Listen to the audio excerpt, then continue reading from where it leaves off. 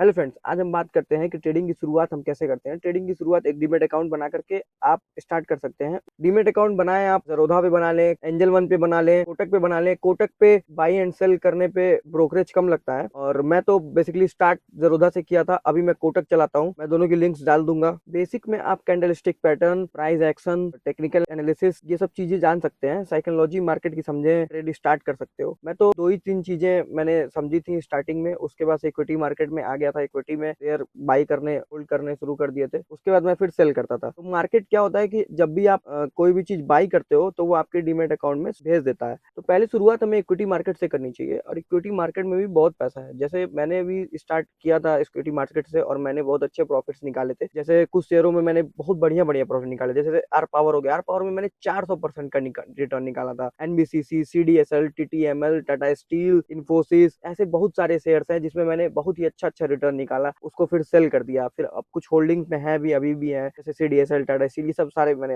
Holding में रखे हुए हैं। आप भी रख सकते हो। तो उसके बाद मैं फ्यूचर एंड ऑप्शन में उसके बाद आया। आप भी शुरुआत करें तो पहले आप इन्वेस्टमेंट पर्पज से शुरुआत करें, उसके बाद से फिर आप ट्रेडिंग में आए, जैसे फ्यूचर एंड ऑप्शन में आए। तो डीमेट खोलते ही सबसे पहले हमारे सामने निफ्टी और बैंक निफ्टी का इंडेक्स आता है। तो बैंक निफ्टी और निफ्टी नेशनल स्टॉक एक्सचेंज के द्वारा इंट्रोड्यूस किया गया हुआ इंडेक्स है, जो कि शो करता है, बैंक निफ्टी शो करता है टॉप 12 बैंक्स के परफॉर्मेंस और निफ्टी शो करता है 50 कंपनियों के परफॉर्मेंस, जो कि इंडेक्स में दिखाता है, हमें चार्ट्स में दिखाता है, कैंडल्स में दिखाता है। तो उससे हम ये जानते हैं कि ये टॉप 50 कंपनियां हमारी जो इंडिया की हैं वो क्या परफॉर्म कर रही हैं, ज्यादातर ऊपर जा रही हैं या ज्यादातर नीचे जा रही हैं। वही हाल बैंक निफ्टी का भी है। कैंडल स्टिक के बाद मार्केट ओपन होता है, 9 बजे शो करता है निफ्टी या फिर बैंक निफ्टी। हम 9:15 से ट्रेड करना स्टार्ट कर सकते हैं और 3:30 तक हम ट्रेड कर सकते हैं। आईपीओ होते हैं। आईपीओ इनिशियल पब्लिक ऑफरिंग होता है। उसमें हम 15,000 तक का एक सरकार का दिया हुआ मानक है कि इस अमाउंट तक हम आईपीओ में लगा सकते हैं। आईपीओ एक लकी ड्रॉ की तरह होता है, जो कि हम जब भी उसमें लगाते हैं तो लकी ड्रॉ की तरह निकलता है। एक आदमी 3-4 आईपीओ भर सकता है। अलग अलग अकाउंट से लोग भरते हैं तो ज्यादा आईपीओ पा जाते हैं। आईपीओ पहले अच्छे चलते थे, अभी थोड़े से डाउन हुए हैं। हम लोग पहले भरते थे, 4-5 आईपीओ भरते थे तो एक दो हमारे लग जाते थे। कभी कभी डबल या ट्रिपल भी पैसे हो जाते थे। बट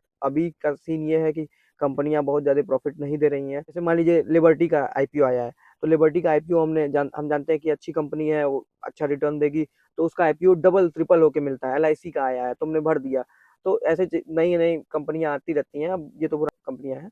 फिर हम देखते हैं कि कैंडल स्टिक जो चार्ट्स आते हैं वो कैंडल स्टिक्स में आते हैं। कैंडल स्टिक्स में ये शो करता है कि मार्केट ऊपर जा रहा है, नीचे जा रहा है, या बीच में है, या फिर बुल रन हो रहा है, या फिर बियर रन हो रहा है, ये शो करता है। कैंडल स्टिक का ओरिजिन जापान में एक राइस ट्रेडर थे, उन्होंने जो राइस की ट्रेडिंग करते थे, उन्होंने इसका इजाद किया था। ये जापान से ही निकला हुआ है। आप धीमे धीमे सारे इंडिकेटर्स जाने, सारे कैंडल स्टिक जाने, सारे पैटर्न्स जाने। उस टॉपिक की बात करने वाला हूँ जो और लोग इग्नोर कर देते हैं। जैसे कि आप एकदम बेसिक, कब आप ट्रेड स्टार्ट करते हो? ट्रेड स्टार्ट हम तब करते हैं जब हमारी कोई भी स्टेबल इनकम स्टार्ट हो जाती है। एक स्टेबल इनकम होने से फायदा ये होता है कि अगर आपको लॉस भी हो रहा है तो आप एक स्टेबल इनकम से उसको मैनेज कर सकते हैं। अभी आप स्टार्ट कर दिए ट्रेडिंग और एक स्मॉल अमाउंट से स्टार्ट करें, क्योंकि मेरी भी जर्नी जब मैंने स्टार्ट किया था तो एक स्मॉल अमाउंट से स्टार्ट किया था। उससे क्या होता था कि अगर लॉसेज होते थे तो स्मॉल होते थे, तो प्रॉफिट भी स्मॉल होते थे। बट मेरी लर्निंग थी वो लर्निंग। आप जब भी करें तो स्मॉल प्रॉफिट से करें, स्मॉल लॉस से करें।